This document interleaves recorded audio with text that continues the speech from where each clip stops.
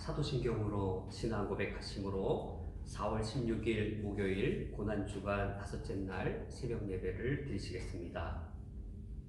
전능하사 존재를 만드신 하나님 아버지를 내가 믿사오며 그 외아들 우리 주 예수 그리스도를 믿사오니 이는 성령으로 잉태하사 동정녀 마리아에게 나시고 본디오 빌라도에게 고난을 받으사 십자가에 박혀 죽으시고 장사한 지 사흘 만에 죽은 자 가운데에서 다시 살아나시며 하늘에 오르사 전능하신 하나님 우편에 앉아 계시다가 저리로서 산 자와 죽은 자를 심판하러 오시리라.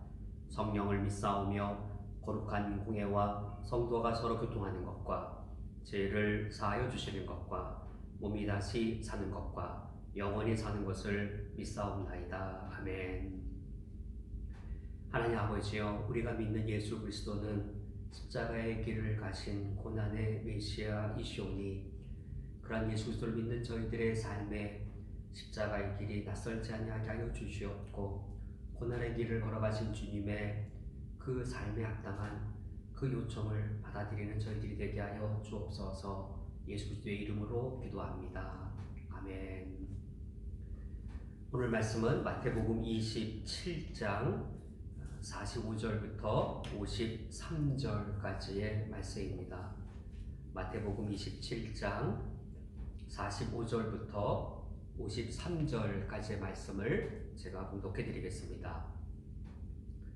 제6시로부터 온 땅에 어둠이 임하여 제9시까지 계속되더니 제9시쯤에 예수께서 크게 소리질러 이르시되 엘리 엘리 라마 사박다니 하시니 이는 곧 나의 하나님 나의 하나님 어찌하여 나를 버리셨나이까 하는 뜻이라. 거기 섰는 자 중 어떤 이들이 듣고 이르되 이 사람이 엘리야를 부른다 하고 그 중에 한 사람이 곧 달려가서 해면을 가져다가 신 포도주에 적시어 갈대에 깨어 마시게 하거늘 그 남은 사람들이 이르되 가만두라 엘리야가 와서 그를 구원하나 보자 하더이다. 예수께서 다시 크게 소리 지르시고 영원히 떠나시니라. 이에 성소휘장이 위로부터 아래까지 찢어져 둘이 되고 땅이 진동하며 바위가 터지고 무덤들이 열리며 자던 성도의 몸이 많이 일어나되 예수의 부활 후에 그들이 무덤에서 나와서 거룩한 성에 들어가 많은 사람에게 보이니라. 아멘. 기독교는 고난의 종교입니다. 그 이유는 이렇습니다. 예수님이 우리가 믿는 메시아이신데 그가 고난의 메시아이시기 때문입니다. 또 이유가 있습니다.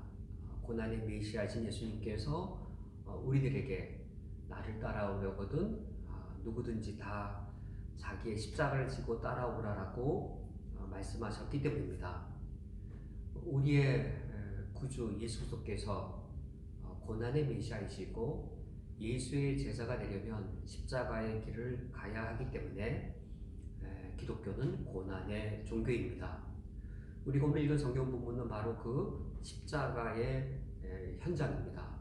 그 십자가에 기독교의 고난의 본질들이 나타나 있습니다. 첫 번째로 예수님께서는 어떠한 고난을 받으셨는가?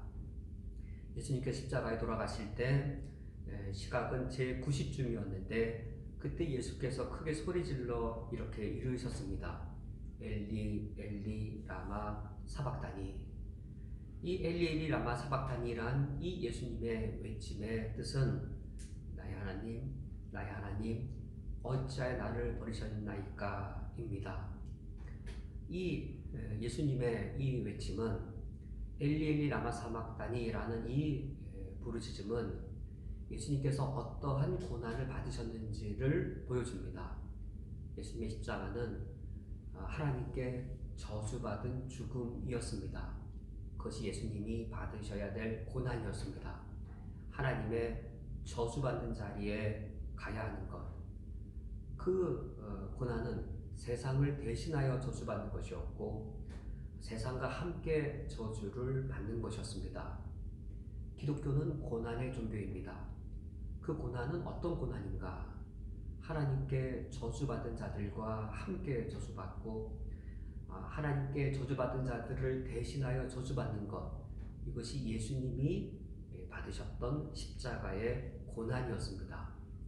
기독교는 고난의 종교입니다. 그렇다면 예수님의 제자들은 어떠한 고난을 받아야 되는가? 예수님의 제자들이 신앙생활을 한다 할 때 그것은 무엇을 가리키는 것인가? 예수님의 고난 받으심을 볼 때 제자들이 감당해야 될 고난은 이겁니다. 세상의 저주를 제자들이 대신 받는 겁니다. 세상의 세상의 고통과 아픔을 겪는 자들이 있다면 그들 이웃과 함께하는 것, 기꺼이 함께하는 것, 의도적으로 함께하는 것, 받을 필요가 없음에도 불구하고 굳이 그 자리에 내려가서 함께 받는 것, 이것이 기독교의 고난입니다. 기독교를 고난의 종교라 말할 때 그런데 이것은 오해되기도 합니다. 코로나 바이러스에 어려움이 있을 때 일부 교회들이 사회적 거리두기를 위반합니다. 그리고 교회 회중 예배를 고집합니다. 그러면 그때 겪는 어려움들은 기독교의 고난이 아닙니다. 이런 식의 고난을 말하지 않습니다. 그것은 오히려 교회가 우리 한국 사회의 고통을 더욱더 가중시키는 것이지, 기독교가 기독교를 지켜내기 위해 스스로 자초하는 것들은 전혀 예수님이 지금 말씀하시는 기독교의 고난이 아닙니다. 기독교의 고난이란 하나님의 그 이 저주로 인하여서, 죄로 인한 저주로 인하여서 인간이 아픔을 겪고 슬픔을 겪을 때 그 아픔의 자리에 함께 내려가고 그 슬픔을 함께 겪어내는 것, 그것이 기독교의 고난입니다.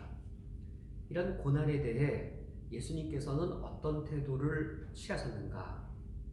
오늘 말씀에 보면 이 십자가에 못 박힌 예수의 고통을 덜어주기 위해 신포도주를 예수님께도 갖다 드릴 때에 예수님은 그 신포도주를 마시지 않으십니다. 왜냐하면 예수님은 그 십자가의 고난을 다 받기를 원하셨기 때문입니다.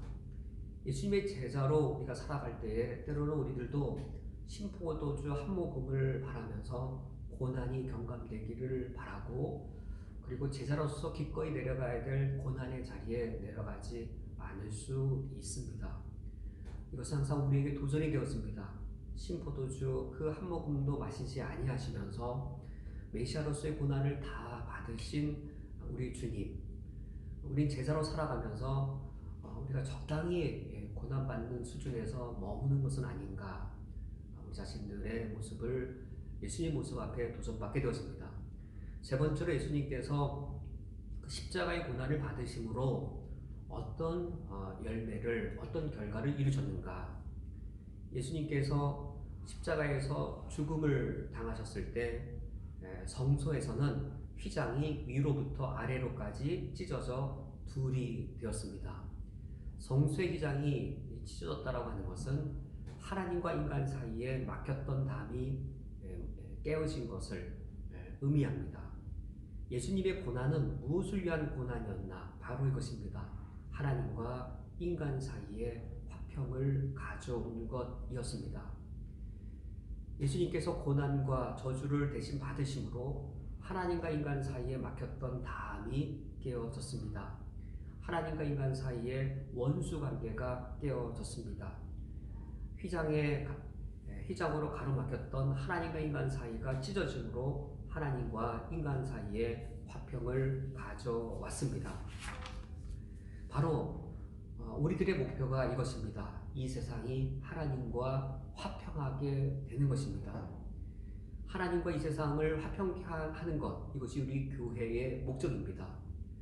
예수님께서도 만약 십자가가 없었더라면 하나님과 세상과의 화평을 가져오실 수 없었습니다. 그러면 오늘날 교회도 마찬가지입니다. 교회가 십자가의 고난을 겪지 않고서는 하나님과 세상 사이에 화평을 가져올 수 없습니다. 그러나 안타깝게도 코로나 바이러스의 위기는 하나님과 인간 사이에 화평을 가져오기에 교회가 더욱더 모범을 보인 게 아니라 오히려 그 반대의 모습을 역행했기에 참으로 슬프고 안타깝습니다.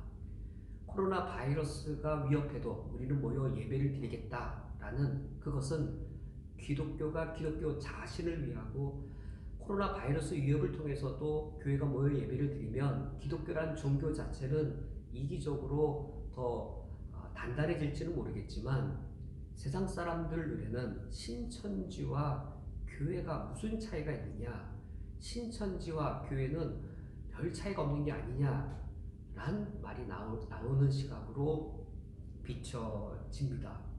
그래야 오히려 세상과 하나님과의 사이를 더 멀어지게 하고 세상과 하나님과의 화평의 길을 더 가로막게 되었습니다. 기독교는 고난의 종교입니다.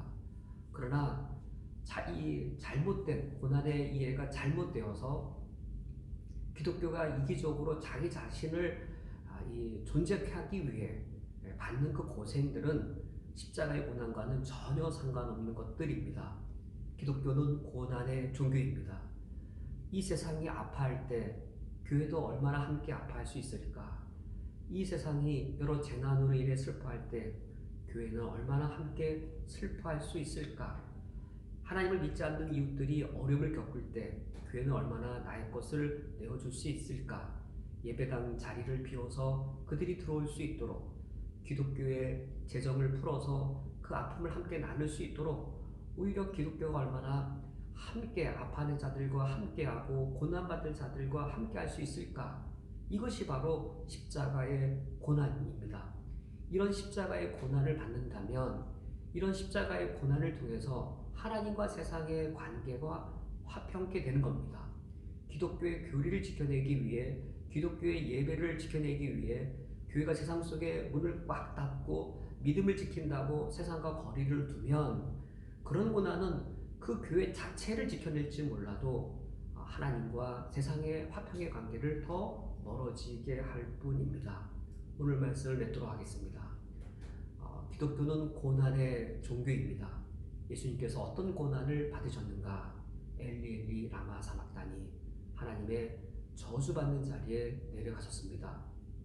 얼마나 고난을 받으시고 고난에 대해 어떤 태도를 취하셨는가? 신포도주를 거절하지 않으심으로 고난을 다 받으셨습니다. 그 고난을 통하여 무엇을 이루셨는가? 하나님과 세상의 화평을 이루셨습니다. 오늘날 우리 한국교회도 십자가의 길을 바르게 감으로써 하나님과 이 세상의 화평을 이루는 하나님의 구원사에게 쓰여받을 수 있기를 주님의 이름으로 기도합니다. 함께 기도하시겠습니다. 하나님 아버지여, 예수님께서 십자가의 길을 가실 때, 그 고난의 길을 가실 때 그 고난은 세상에 받을 하나님의 저주를 대신 지신 것이요 고난받은 자들과 함께 하시는 것이었습니다. 주님께서 우리 교회를 향해 너희들이 참된 제자가 되려면 이 십자가의 길을 함께 갈 것을 요구하시오니 고난주간을 하나님 아버지 앞에 지키며 우리가 제자로서의 우리 모습을 돌아봅니다. 신포도주 한 모금을 저희들 바라며 고난을 경감받기 바라는 저희들이 되지 않게 하여 주시옵고, 오히려 신포도주를 거절하시며 고난을 다 받으신 주님 앞에 우리가 더욱더 고난 앞에 담대한 그리스도인들이 되게 하여 주시옵소서. 우리의 이 고난을 다 받아낸다면, 이 십자가의 길을 저희들이 기꺼이 갈 수 있다면 하나님과 이 세상을 화평케 하는 것에 저희들이 쓰임받을 수 있사오니 그와 같이 우리를 사용하여 주시옵소서. 주님, 우리를 평화의 도구로 써 주옵소서. 미움이 있는 곳에 사랑을, 상처가 있는 곳에 용서를, 분열이 있는 곳에 일치를, 우혹이 있는 곳에 믿음을, 오류가 있는 곳에 진리를, 절망이 있는 곳에 희망을, 어둠이 있는 곳에 광명을, 슬픔이 있는 곳에 기쁨을 심게 하옵소서. 위로받기보다는 위로하며, 이해받기보다는 이해하며, 사랑받기보다는 사랑하며, 자기를 온전히 줌으로써 영생을 얻게 하옵소서. 주님, 우리를 평화의 도구로 써 주옵소서. 예수 그리스도의 이름으로 기도합니다. 아멘. 주기도로 예배를 드리겠습니다. 하늘에 계신 우리 아버지여, 이름이 거룩히 여김을 받으시오며 나라가 임하시오며 뜻이 하늘에서 이루어진 것 같이 땅에서도 이루어지이다. 오늘 우리에게로 간 양식을 주시옵고, 우리가 우리에게 죄 지은 자를 사하여 준 것 같이 우리 죄를 사하여 주시옵고, 우리를 시험에 들게 하지 마시옵고 다만 악에서 구하시옵소서. 나라와 권세와 영광이 아버지께 영원히 싸움나이다.